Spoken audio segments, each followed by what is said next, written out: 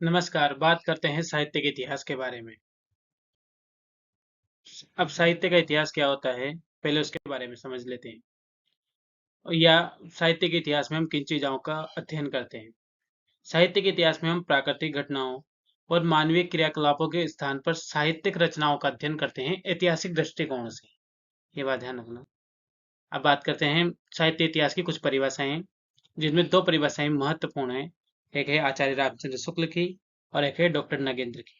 आचार्य रामचंद्र शुक्ल क्या कहते हैं?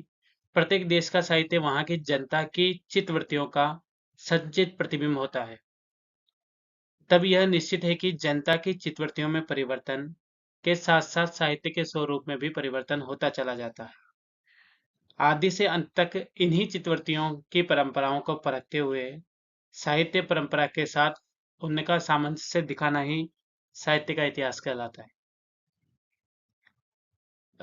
इसका सीधा सा मतलब यह है कि जैसे जैसे चित्तवृत्तियों में परिवर्तन आएगा, साहित्य में भी परिवर्तन आएगा और इसी परिवर्तन का सामंजस्य दिखाना ही क्या कहलाता है? साहित्य का इतिहास कहलाता है। अब बात करते हैं डॉक्टर नगेंद्र। डॉक्टर नगेंद्र ने भी वही कहा है, साहित्य का इतिहास बदलती हुई अभिरुचियों और संवेदनाओं का इतिहास होता है, जिसका संबंध आर्थिक और चिंतनात्मक परिवर्तन से है।